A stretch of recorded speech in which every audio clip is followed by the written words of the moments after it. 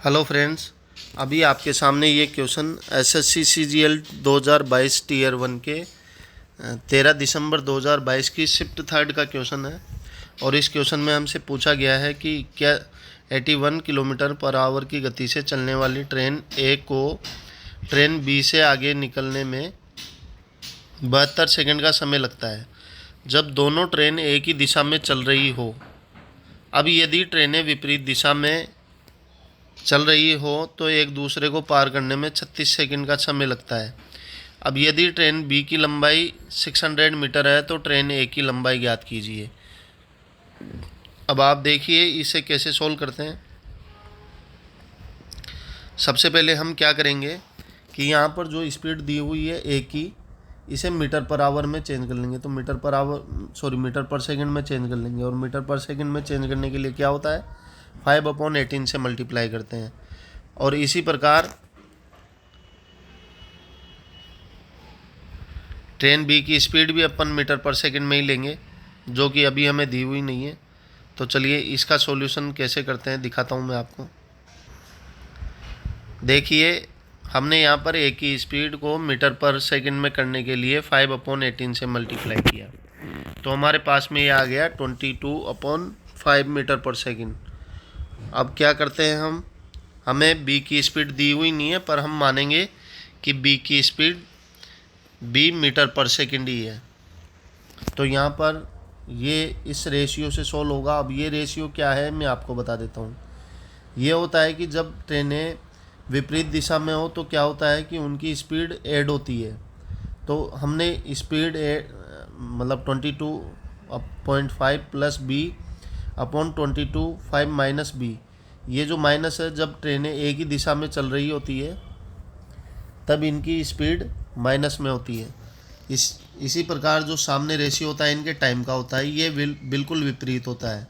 मतलब न्यूमरेटर में जो विपरीत दिशा में जो ट्रेनें जब चलती है, सेम डायरेक्शन में जब ट्रेनें चलती है तो उनके द्वारा लिया गया समय अपॉन विपरीत दिशा में ट्रेनों द्वारा लिया गया समय। या इसे अपन ऐसे भी कर सकते हैं कि विपरीत दिशा में चलने वाली ट्रेनों की गति का योग इनटू उनके द्वारा लिया गया समय इज इक्वल टू ट्रेनों की सेम डायरेक्शन में चलने वाली स्पीड का डिफरेंस इनटू उनके द्वारा लिया गया समय। दोनों ही प्रकार से ये क्वेश्चन सोल्व हो सकता है। तो जब अपन 72/36 करेंगे तो यहाँ पर ये कट पिट के 2/1 आ जाएगा। और जब इनको क्रॉस मल्टीप्लाई करेंगे, ये 122.5 प्लस बी से मल्टीप्लाई होगा तो ये आएगा। और जब इसको अपन 2 से मल्टीप्लाई करेंगे तो 45 माइनस 2b आ जाएगा।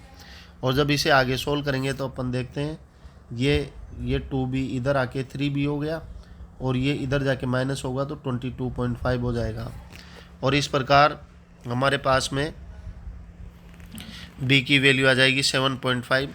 अब जब b की स्पीड आ गई तब हम क्या कर सकते हैं, a की डिस्टेंस निकाल सकते हैं। अब a की डिस्टेंस के लिए क्या होता है कि हम ट्रेनों की विपरीत दिशा या सेम डायरेक्शन कैसे भी करके हम क्वेश्चन सोल्व कर सकते हैं। तो हम देखते हैं कि अगर ट्रेनें सेम डायरेक्शन में जा रही हो, उस वाले फॉर्मूले से हमने ट्रेन ए की लंबाई ज्ञात करी है। तो सेम डायरेक्शन में जा रही हो तब ट्रेनों की लंबाई का तो योग होगा और उसे हम डिवाइड करेंगे उसकी स्पीड के डिफरेंसेस से, तो हमारे पास में टाइम आ जाता है। तो ये हो गया ट्रेन ए प्लस ट्रेन बी की लंबाई अपॉन ट्रेन ए की स्पीड माइनस ट्रेन बी की स्पीड इज इक्वल टू उनके द्वारा एक दूसरे को पार करने में लिया गया समय। तो जब इसे आगे सोल्व करेंगे, यहाँ पर 22.5 में से 7.5 माइनस करेंगे तो 15 रहेगा। तो ये 15 इधर जाके मल्टीप्लाई हो जाएगा और यहाँ पर रहेगा a प्लस 600 और इधर हो जाएगा 15 इंटू 72 करेंगे तो 1080 आएगा। और इसे आगे सोल्व करेंगे तो हमारे पास में ट्रेन ए की लंबाई आ जाएगी 480 मीटर। तो इस प्रकार से ये क्वेश्चन सोल्व होगा। चलिए फिर मिलते हैं नेक्स्ट क्वेश्चन के साथ। जय हिंद।